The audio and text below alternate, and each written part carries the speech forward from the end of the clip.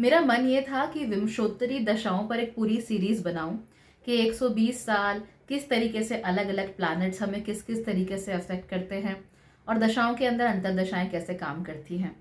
But जब मैं पिछले कुछ दिनों से कंसल्टेशंस कर रही थी तो मुझे लगा कि राहु की महादशा के बारे में बात कर लेनी चाहिए। अगर विंशोत्तरी दशा की सीरीज बनाने के बारे में सोचूंगी तो काफ़ी देर हो जाएगी।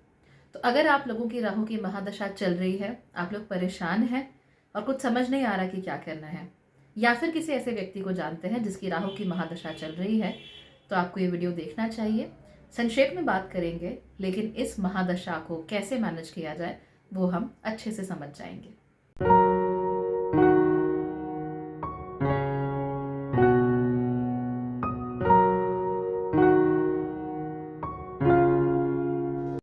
नमस्ते, भाग्यश्री होलिस्टिक एस्ट्रोलॉजी में आप लोगों का एक बार फिर से स्वागत है।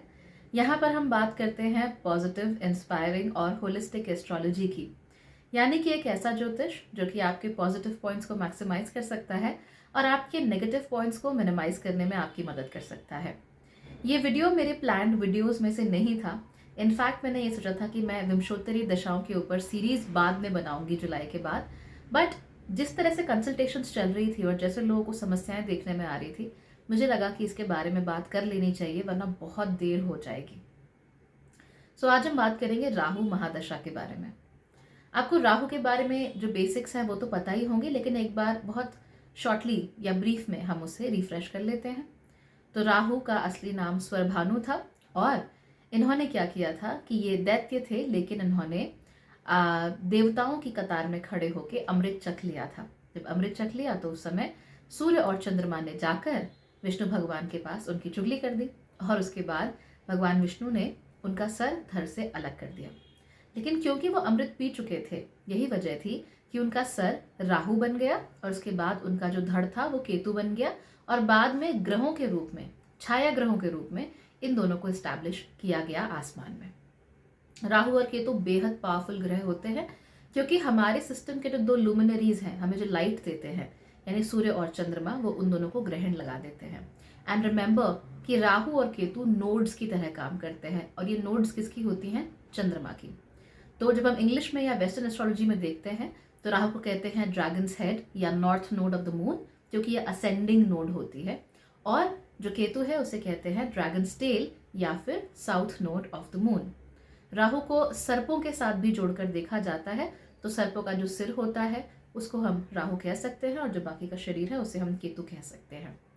राहु के बारे में एक खास बात यह होती है कि इसमें सेंस ऑर्गन सारे होते हैं, यानी जो सिर का हिस्सा होता है हमारा, उससे हम देख भी सकते हैं, सूंघ सकते हैं, चख सकते हैं, बोल सकते हैं, सुन सकते हैं, इनफैक्ट टच भी कर सकते हैं। तो हमारे जो पांचों इंद्रियां हैं वो हमारे सर पर कॉन्सेंट्रेटेड होती हैं।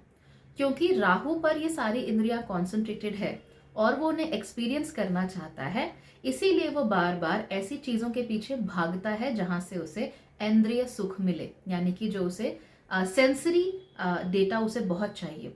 समस्या की बात यह है कि राहु का जो शरीर है, जो उस सेंसरी जो सिमुलेशन है उसे भोग सकता है, वो कहाँ है? वो उससे ठीक 7 घर की दूरी पर होता है, 180 डिग्री की दूरी पर होता है। जब भी आप अपनी कुंडलियां देखेंगे, खासतौर पे जब अपनी लग्न कुंडली, चंद्र कुंडली देखेंगे, D9 देखेंगे, D10 देखेंगे, तो ये जो बड़ी बड़ी कुंडलियां होती हैं इनमें हमेशा राहु और केतु एक दूसरे से 7 घरों की दूरी पर आपको मिलते हैं। लेकिन जो छोटी और माइन्यूट कुंडलियां होती हैं वहां पर राहु केतु अक्सर एक साथ भी मिलते हैं, क्योंकि eventually they are the same thing. इसीलिए जो राहु केतु है वो सर्प दंड मान लीजिए इन्हें, कि है तो सर्प लेकिन एक छड़ी की तरह हमारे सोलर सिस्टम में पड़े हुए हैं, और एक सिरा राहु है, एक सिरा केतु। तो अब राहु के पास सारी इंद्रियां हैं, वो हर चीज को एक्सपीरियंस करना चाहता है, लेकिन केतु तो है ही नहीं जो उसे भोग सकता है, जिसको सेटिस्फैक्शन हो सकती है। जैसे खाना है, आप मुंह से खाना तो खाते हो, लेकिन सेटिस्फैक्शन की फीलिंग तो पेट से आती है ना, तो पेट उसके पास नहीं है। यही वजह होती है कि राहु क्या करता है, वो सेंसरी चीजों के पीछे भागता है। यूं मान लीजिए कि एक बच्चा है जिसे चॉकलेट चाहिए और हमने उसे एक सुपरमार्केट में छोड़ दिया जहां पर 500 अलग अलग तरह की चॉकलेट्स हैं, और चॉकलेट्स के साथ साथ वहां लॉलीपॉप्स हैं, टॉफीज हैं अलग अलग तरीके की। तो ये बच्चा क्या करेगा? ये बच्चा चारों तरफ भागेगा। उसे अभी ये नहीं मालूम कि भाई आप जो चीज़ें लेते हैं उसके लिए पैसा देना पड़ता है, यू हैव टू पे फॉर थिंग्स। उसे ये नहीं मालूम कि एक लिमिट से ज़्यादा आप चॉकलेट्स या टॉफ़ीज़ या शुगरी चीज़ें नहीं खा सकते। उसे ये नहीं मालूम कि ये चीज़ें मैं कंज्यूम करूँगा तो मुझे मेरे दांत सड़ जाएंगे या मुझे डायबिटीज़ हो जाएगी। वो बच्चा ये नहीं समझता, उसको सिर्फ चमकीली चीज़ें दिखती हैं कि हाँ, इस चॉकलेट का रैपर इतना प्यारा है, उसका रैपर इतना अच्छा है, उसमें मेरा फेवरेट कार्टून कैरेक्टर बना है, एट्सेट्रा एट्सेट्रा। तो राहु का भी लगभग लगभग यही तरीका होता है काम करने का। राहु जहां भी जाता है, जिस घर में जाता है, जिस राशि में जाता है, उसके स्वामी की तरह वो बिहेव करने लगता है। तो अगर वो सैजिटेरियस में जाता है तो उसका जो बिहेवियर है वो जुपिटर की तरह हो जाता है, लेकिन सुधरा हुआ जुपिटर नहीं, बिगड़ा हुआ जुपिटर। ये जो बिगड़ा हुआ जुपिटर है वो क्या करेगा? वो जुपिटर वाले काम तो करेगा, यानी काउंसलिंग करेगा, धर्म की शिक्षा लेगा, लेकिन क्योंकि है तो इवेंचुअली राहु, है तो इवेंचुअली वो दैत्य, है तो वो सेंसरी चीजों के पीछे भागने वाला, तो वो धर्म कर्म की बातें तो करेगा, लेकिन वो क्या कहेगा कि भाई सारी जिंदगी जो है आप अपने शरीर को त्रास देना बंद कर दो। शरीर को त्रास देने से कुछ नहीं होता है, इनफैक्ट शरीर को जितना आप भोग सकते हो आप उतना भोगो। तो इस तरह की बातें वो करना शुरू कर देता है। So it's not exactly what is written in the scriptures. तो जो भी अगर शास्त्रों में लिखा गया है या पुराणों में लिखा गया है वो उसे 100% कभी नहीं मानता, चाहे वो 100% आपके लिए पॉजिटिव रिजल्ट्स लेकर आ रहा हो। ठीक, तो ये होता है राहु का नेचर, और उस चीज को वो एक्सप्लोड कर देता है। So it blows out of proportion. कैसे? यही मैंने आपको जो एग्जाम्पल दिया बच्चे का कि चॉकलेट खानी है, तो आज एक चॉकलेट खानी है, कल सुबह स्कूल एक चॉकलेट लेके जानी है, तो 2 हो गई। लेकिन क्योंकि यहाँ राहु है तो उसको 2 नहीं 20 चाहिए। फिर जब उसे 20 मिल जाएंगी तो उसे वहां भी सेटिस्फैक्शन नहीं होगा, क्योंकि फिर वो देखेगा कि यार मैंने 20 चॉकलेट तो ले ली, लेकिन वहां तो 500 पड़ी थी। अगर मैं उसमें से 2 और ले लेता या 2 दूसरे फ्लेवर की ट्राई कर लेता, कोई व्हाइट चॉकलेट ले लेता, कोई चिली चॉकलेट ले लेता, तो ऐसे करते करते उसका दिमाग जो है वो बड़ा एंग्शियस सा रहता है। उसके दिमाग में संभावनाएं ही संभावनाएं हैं और वो हर उस संभावना को भोगना चाहता है। ये है राहु। जब हमारी राहु की महादशा चल रही होती है तो हमारे मन के भीतर भी लगभग इसी तरीके के विचार आने शुरू हो जाते हैं, राइट। राहु की महादशा 18 साल लंबी होती है। हर किसी के जीवन में राहु की महादशा नहीं आती, राइट। विंशोत्तरी दशा 120 सालों की होती है, end of course humans these days don't live that long, तो जरूरी नहीं है कि आप सारे प्लैनेट्स की दशाओं को भोगेंगे। तो हो सकता है कि आपकी लाइफ में कभी भी राहु की महादशा ना आए 18 साल वाली, लेकिन जिनके जीवन में आती है उनके जीवन के 18 साल या तो उन्हें बना देते हैं या उन्हें पूरी तरीके से खत्म कर देते हैं। I know of a few people जिनकी राहु महादशा शुरू होते ही उन्होंने अपनी अच्छी खासी हंसती खेलती जिंदगी को बाय बाय कह दिया और उसके बाद गलत राहों पर चल पड़े, और फिर जब राहु की महादशा खत्म हुई then they came back. They came back to who they were। 18 साल तक कोई व्यक्ति अपनी शादी को एक्नॉलेज ना करे, अपने बच्चों को एक्नॉलेज ना करे, उन्हें छोड़कर चला जाए या उन पर ध्यान ना दे, और 18 साल बाद उसे अचानक से याद आ जाए that he is a father and a husband, और फिर वो चीज़ों को अमेंड करना चाहे। ऐसी चीज़ें होती हैं क्योंकि राहु के बाद जुपिटर की दशा चलती है। So things happen. तो यही जो दशा होती है वो आपके जीवन को बना भी सकती है और बिगाड़ भी सकती है। अभी फिलहाल ये नहीं जानते कि राहु कौन से घर में है या कौन सी राशि में है, सिर्फ ये जानते हैं कि राहु की महादशा चल रही है। जब भी राहु की महादशा चलेगी तब झूठ बोलने की टेंडेंसी, चीज़ों को छुपाने की टेंडेंसी थोड़ी सी बढ़ जाती है। अगर आप सच कहना भी चाहते हो तो भी आप झूठ बोलोगे, ऐसा बहुत कॉमन है। अगर आपके साथ नहीं हो रहा है तो अच्छी बात है, पर इसका मतलब ये नहीं कि किसी के साथ नहीं होता। Okay, learn to accept things. तो झूठ बोलने की टेंडेंसी बढ़ जाती है, चीज़ें छुपाने की टेंडेंसी बढ़ जाती है। मान लीजिए कि आपको आपके दोस्तों के साथ घूमने जाना है और आपकी वाइफ ने कहा कि मेरे पेरेंट्स आ रहे हैं तो तुम्हें घर पे रहना है, तो इंस्टेड ऑफ सिंपली सेइंग कि ठीक है तुम्हारे पेरेंट्स शाम को आ रहे हैं, दिन में मैं अपने फ्रेंड्स के साथ जाता हूँ, समय से घर आ जाऊँगा, आप ये नहीं कहोगे। आप क्या कहोगे कि ओ मेरे पेट में बहुत दर्द है, आज तो ऑफिस में बहुत काम है, संडे को भी बुला लिया, अब मैं क्या करूँ, और फिर आप चले जाओगे घूमने। ऑफ कोर्स झूठ खुल जाएगा और उसके बाद आपका झगड़ा और लाइफ खराब। कम से कम 1 महीने तक तो आप भूल जाइए कि कुछ नॉर्मल होने वाला है घर पे। तो इस तरह की चीज़ें होती हैं, right. That is what Rahu makes you do. सबसे इंपॉर्टेंट चीज़ राहु महादशा के समय पर यह होती है कि आपका ध्यान बार बार भटकता रहता है। आप लोग अपने आप को स्टेबिलाइज नहीं कर पाते हो, तो स्टेबिलिटी की, फाउंडेशन की बहुत ज़्यादा कमी ऐसे समय पर देखने को मिलती है। मन चारों तरफ भागता है, हर पॉसिबिलिटी की तरफ ध्यान देना लगता है और कई बार उन पर एक्ट आउट भी करता है। और कमाल की बात यह है कि जो सबसे अच्छी पॉसिबिलिटी होती है उसकी तरफ नहीं भागता, उससे दूर भागना शुरू कर देता है। फॉर इंस्टेंस, आपकी किस्मत में लिखा है that you should go for the medical line, आपको डॉक्टर बनना चाहिए, तो आप फार्मासिस्ट बनने की सोचोगे, आप हो सकता है धर्मगुरु बनने की सोचो, आप संस्कृत स्कॉलर बनने की सोचो, आप सोचो कि मैं इंडियन हिस्ट्री के बारे में पूरा ज्ञान इकट्ठा करके एक यूट्यूब चैनल शुरू कर देता हूँ। बहुत कुछ सोचोगे, लेकिन आप जो डॉक्टर बनना है वो नहीं सोचोगे। बस अगर गलती से आपने पढ़ाई करनी शुरू कर भी दी तो भी आपका ध्यान जो है वो अपनी डॉक्टरी की पढ़ाई में कम और इधर उधर की चीज़ों पे ज़्यादा लगता है। So that is what happens in Rahu की एंजाइटी ज़्यादा है और विचार जो है वो स्टेबिलिटी नहीं दे पाते, विचार चारों तरफ दौड़ते रहते हैं, right. So you are not at one place for too long. हमारा जो मन है वो चंचल होता है, लेकिन जब राहु इन्वॉल्व हो जाता है तो मन की चंचलता को बहुत बुरी तरीके से बढ़ा देता है। तो finding stability in your life वो बहुत टेढ़ी खीर है। जैसे क्या कहते हैं, बीरबल की खिचड़ी होती है ना, कि बहुत दूर है तो आप बस बैठ के इंतजार कर रहे हो और ख्याली पुलाव पकाए जा रहे हो, खिचड़ी पके ना पके आपके ख्याली पुलाव पक जाते हैं। So that is what Rahu does. तीसरी चीज जो राहु महादशा में हो सकती है वो ये है कि आप लोग अपने जीवन में तामसिकता की तरफ ज्यादा भागने लगते हो।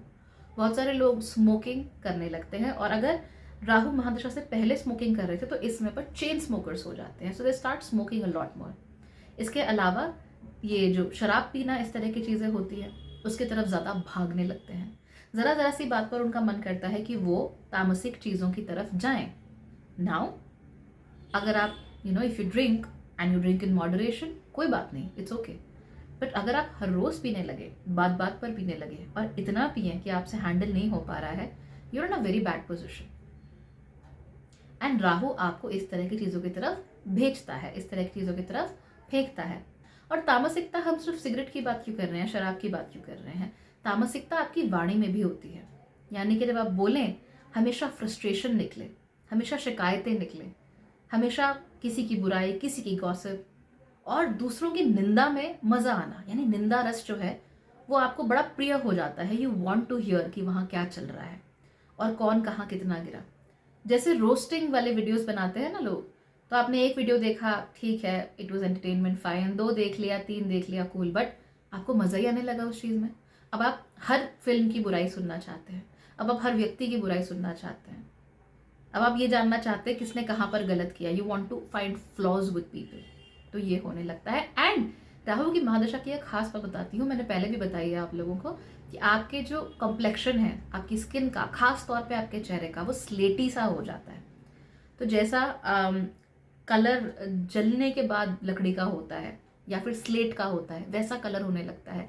और कलर तब ज़्यादा बढ़ता है जब आपके मन में, आपके मस्तिष्क में और आपकी हरकतों में तामसिकता बढ़ती है। सो लेट्स अज्यूम कि आप बिल्कुल सात्विक इंसान है, ठीक है, आप शराब को हाथ नहीं लगाते, आप सिगरेट को हाथ नहीं लगाते, आप सुबह शाम पूजा करते हो, आप अपना काम अच्छे से करते हो, बट मन में तामसिकता ही तामसिकता भरी हुई है। हर किसी से आपको चिढ़ है, हर किसी से तकलीफ है, हर किसी से आपको शिकायत है, तो आप अपने आप को सात्विक मनुष्य नहीं कह सकते। चाहे आप बिना प्याज वाला, बिना लहसुन वाला खाना खाएं, आपको लगे कि बस मैंने सात्विकता का टॉप लेवल क्रॉस कर लिया है, ऐसा नहीं होता। सात्विकता अगर मन से, वचन से, वाणी से नहीं आ रही है तो खाली खाना खाने से आपकी सात्विकता बढ़ जाएगी। आपको ऐसा नहीं सोचना चाहिए। खाना खाना is a building block, it's the beginning, but it is not entirely what सात्विकता इज ऑल अबाउट। कपड़ों में सात्विकता नहीं है, आप जिस नज़र से दूसरों को देखते हैं उसमें सात्विकता नहीं है, आप जो बातें सुन रहे हैं उसमें सात्विकता नहीं है, चौबीसों घंटे आप जिस सोशल मीडिया प्लेटफॉर्म पर हैं वहाँ किसी ना किसी की कॉन्स्टेंटली बुराई हो रही है और आपको उसमें मज़ा आ रहा है, तो आप सात्विक नहीं है। चाहे आप कैसा भी खाना खाते हो, कितनी बार भी पूजा करते हो, दैट इज नॉट सात्विकता। सो तामसिकता की तरफ राहु हमें बढ़ाना शुरू कर देता है। दीज आर फ्यू इफेक्ट्स जो हमें ज़्यादा देखने में मिलते हैं। नाउ राहु कौन से घर में है, ऑफ कोर्स उसकी वजह से हमें जो चेंजेस हैं या जो स्पेसिफिक आपके जीवन में होगा वो पता लगता है। फॉर इंस्टेंस, अगर पहले घर में राहु है तो बहुत ज़्यादा आप फोकस करोगे अपने आप के ऊपर, मैं, ये चीज़ें बहुत ज़्यादा बढ़ जाएगी। You want to do everything for yourself. Narcissism बढ़ सकता है, सेल्फिशनेस बढ़ सकती है। मान लीजिए दूसरे घर में हो रहा है तो आप जो खाना खा रहे हो, the food that you're eating, that is polluted. ये भी हो सकता है कि आप बासी खाना खाना शुरू कर दो, या बहुत तामसिक हैवी इस तरह का खाना खाना शुरू कर दो, स्मोकिंग की तरफ आपका बड़ा ध्यान जाए, हाईली लाइकली। ठीक है, 7th हाउस में अगर राहु है तो आपका ध्यान जाने लगेगा towards the opposite sex. Now you want to have more people in your life. और ऐसा नहीं है कि आपको लॉन्ग टर्म कमिटमेंट चाहिए, नहीं नहीं, you just want to be with as many people as possible. आपको अलग अलग लोगों से बात करनी है, अलग अलग लोगों के टच में आना है, that is what you have to do. तो इस तरीके से धीमे धीमे करके ये छोटे छोटे जो माइन्यूट फाइन ट्यूनिंग है, एग्जैक्टली आपकी कुंडली में क्या होगी वो आती है, प्लस जो उसमें राशि है उसके हिसाब से भी वहां पर चेंजेस आते हैं। फॉर इंस्टेंस अगर मार्स की राशि है तो राहु मार्स की तरह बिहेव करने लगेगा, तो उसका जो भी काम होगा it will be a bit more aggressive. तो अगर स्कॉर्पियो है, मान लीजिए यहाँ पर मंगल है, तो एंड अगेन स्कॉर्पियो राशि में आके क्या होता है, जो चंद्रमा है जिसकी नोड माना जाता है राहु को, वो डिबिलिटेट होता है, नीच का होता है। तो यहाँ पे आकर इमोशनल कॉन्स्टिपेशन लोगों में बहुत देखने को मिलता है, that for ever they feeling like कि हमें कोई कुछ पूछ नहीं रहा, हमें कोई कुछ कर नहीं रहा, एटसेट्रा एटसेट्रा एटसेट्रा। और आप सामने वाले इंसान को इतना कुछ दे रहे हो जो उसने मांगा भी नहीं कभी। So you fall in a relationship and suddenly आप उसे बम्बार्ड कर दो एक तरीके से विद योर लव, राइट। हर दिन आपने उसके यहाँ ऑफिस में गुलाब भेजने शुरू कर दिए, the person will get confused and they might get scared. डर लगेगा कि ये क्या हो रहा है। शुरू में तो हो सकता है मजा आए, तो they might get scared after a while, और हो सकता है उन्हें उसकी आदत पड़ जाए, फिर आदत पड़ेगी, आप नहीं करोगे तो और प्रॉब्लम है। So you are giving too much. Mummy ही बन गए किसी की, पापा ही बन गए किसी के। You want to be everything for that one person instead of a friend or a boyfriend or a husband or a wife. तो दिक्कत तो होगी ना ऐसे में, तो ऐसा चीज़ें अक्सर हो जाती हैं ना। राहु की महादशा से निपटने के लिए क्या ज़रूरी है, सबसे पहले तो जो इश्यूज आते हैं उनको समझिए, एक्सेप्ट कीजिए। 18 साल लंबा पीरियड है, ये सारी चीज़ें आपको महसूस हो सकती हैं। सो ये कभी मत सोचिए कि मेरे साथ तो ऐसा होता ही नहीं है, क्योंकि राहु महादशा है तो आप डेफिनेटली ऐसा फील करोगे, आई नो, बट फिर भी डोंट डू दैट। ठीक है, इसके अलावा आप लोगों को क्या करना है कि try to find stability in your life. अपने रूटीन्स में बहुत स्टेबल रहिए।